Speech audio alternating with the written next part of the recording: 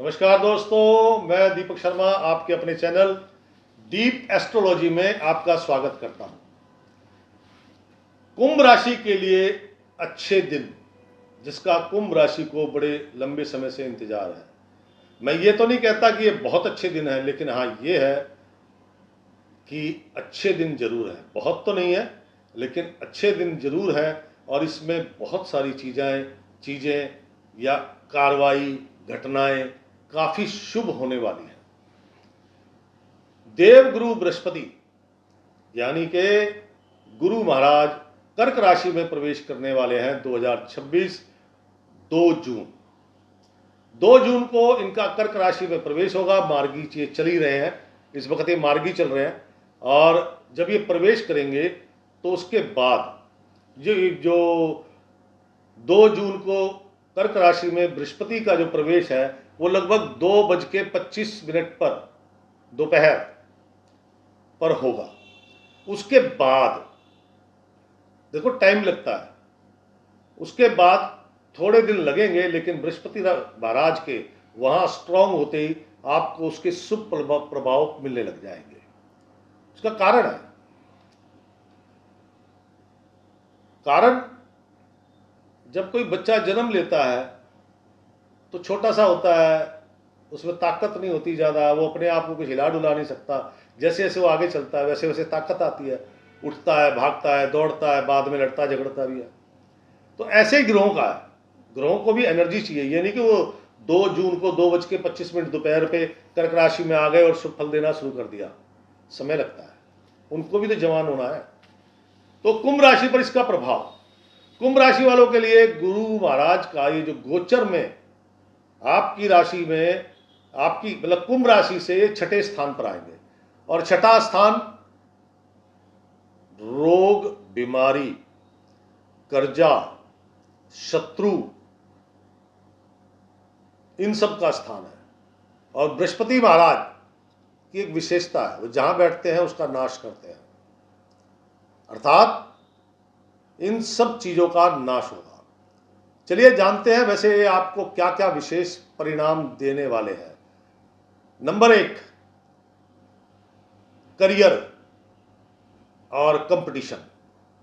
6ठे भाव में गुरु आपको शत्रुओं और विरोधियों पर विजय दिलाएंगे। मैंने कहा ना, शत्रु हो गए, विरोधी हो गए, कंपटीटर हो गए, कोर्ट केसेस हो गए, इन सब में आपको विजय दिलाने का काम करेंगे। यदि आप किसी सरकारी परीक्षा या नौकरी की तैयारी कर रहे हैं तो ये समय आपको बड़ी सफलताएं मिलने वाला है। क्या समझे? और अगर आप नौकरी करते हैं तो हो सकता है वहां पे ऑलरेडी नौकरी करते हैं तो आपकी प्रमोशन, इंक्रीमेंट इत्यादि होने की संभावना है। कुंभ राशि पर 7.5 चल रही है और 7.5 में ये बृहस्पति महाराज की अमृत दृष्टि आपको बहुत राहत दे सकती है। क्यों? क्योंकि इनकी जो बृहस्पति महाराज की 3 दृष्टि है। पहली 5वें घर पे जहां बैठते हैं वहां से 5वें घर पे, एक बिल्कुल सामने वाले घर पे, एक उससे 9वें घर पे, जहां बैठते हैं वहां से 9वें घर पे। तो इनकी जो 9वीं दृष्टि पड़ रही है वो धन भाव पे पड़ रही है। 5वीं दृष्टि, इनकी जो 5वीं दृष्टि पड़ रही है 10वें स्थान में पड़ रही है। तो क्या कहता है, सरकारी अफसर, सरकारी कार्य इत्यादि में आपको बड़ा लाभ मिलेगा। 5वीं दृष्टि। 7वीं दृष्टि विदेश संबंधी कार्य, मंगल कार्य, ये सब। अगर आप विदेश जाना चाहते हैं, विदेश सेटल होना चाहते हैं या विदेश से संबंधित व्यापार करते हैं तो ये टाइम आपका गोल्डन पीरियड होगा। और 9वीं दृष्टि परिवार, घर, संचित धन की व्यवस्था, वो क्या कहती है, धन बढ़ेगा, कर्ज उतरेगा, परिवार संगठित होगा, घर में नया मेहमान आने की संभावनाएं बनेंगी। और सबसे बड़ी बात, धन भाव में शनि महाराज बैठे हैं, ठीक है ना, और शनि महाराज की दृष्टि बृहस्पति पे है। तो एक कॉम्बिनेशन लाल किताब में लिखा हुआ है, बृहस्पति शनि का कॉम्बिनेशन। ओम श्री गणेशाय नमः, यानी कि सब कार्य उत्तम होंगे। हम जब भी कोई शुभ काम करते हैं तो उसमें सबसे पहले गणपति महाराज को याद करते हैं। तो घर में सुख शांति होगी, घर में मंगल कार्य होंगे, सब लोग आपस में एक दूसरे से प्रेम इत्यादि के साथ रहेंगे। आर्थिक स्थिति, क्योंकि धन भाव पे बृहस्पति की दृष्टि है, तो मैंने कहा जब कर्ज उतरेगा तो इसका मतलब धन बढ़ेगा, कहने का तात्पर्य मेरा यही था। और स्वास्थ्य की दृष्टि, क्योंकि छठा भाव बीमारी रोग का भी है, शत्रु का नाश, ठीक है ना, कर्जा उतरेगा। अब स्वास्थ्य, कोई पुरानी बीमारी, लंबी बीमारी, साढ़े साथी लगने के बाद लगी हो, उन सबसे आपको छुटकारा मिलने के 100% चांस है। लेकिन इसके कुछ अनुशासन है, क्योंकि बीमारी शरीर से जुड़ी हुई है, क्रियाओं से नहीं।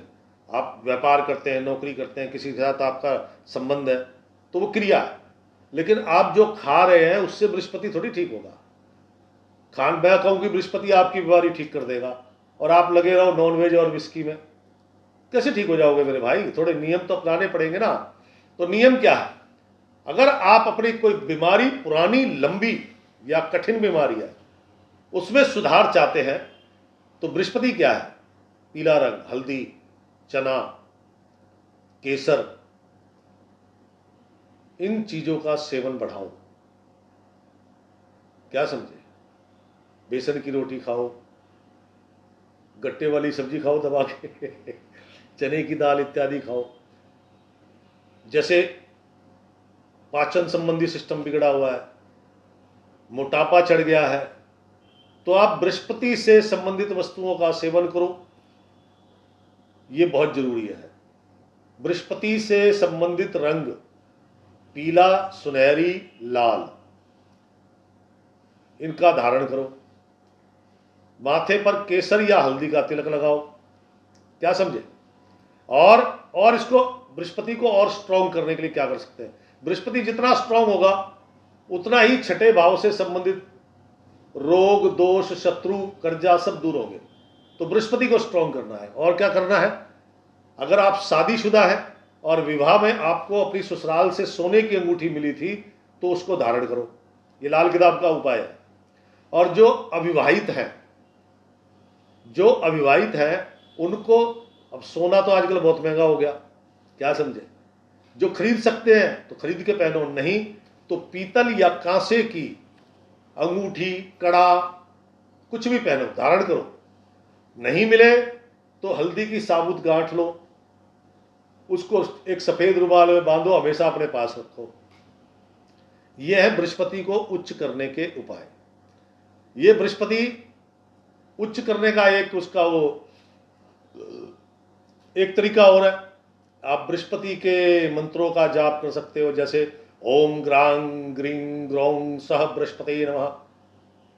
और नहीं कर सकते, इतना लंबा नहीं बोल सकते, तो ओम बृहस्पति नमः ये भी नहीं बोल सकते, तो भगवान राम का नाम जाप करने से भी बृहस्पति महाराज उच्च होते हैं। श्री रामचंद्र कृपालु भज मन हरण भव भय दारुणम, इस स्तुति का गान करो तो भी बृहस्पति उच्च होता है मेरे मित्र। तरीके बहुत हैं, बहाने बनाने वालों के लिए कोई तरीका नहीं चलता। लेकिन मैं जानता हूं, कुंभ राशि वाले, जो मैंने बताया इस हिसाब से चलोगे ना, तो आपके पुराने झंझट, संकट, परेशानी सब नष्ट हो जाएंगी। बच्चों के मंगल कार्य, शादी नहीं हो रही है, कर्जा बहुत चढ़ा हुआ था, परेशान है लोग, बिल्कुल रोज लिखते हैं कमेंट्स बॉक्स में। जिंदगी में भयंकर उतार चढ़ाव आ गए, आते हैं, साढ़े साथी में आते हैं। इसीलिए मैंने जब साढ़े साथी का वीडियो बनाया था, उसमें सबसे पहले लिखा था कि कुंभ राशि वालों को मांस मदिरा का सेवन नहीं करना।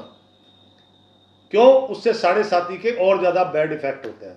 लेकिन बृहस्पति महाराज 2 जून से आपके संकटों से छुटकारा दिलाने आ रहे हैं, तो जो बताया है उसे कीजिएगा। और अपने अनुभव, सुझाव या कोई समस्या है तो मेरे कमेंट्स बॉक्स में लिखिएगा। राम राम, सीताराम, जय जय राम।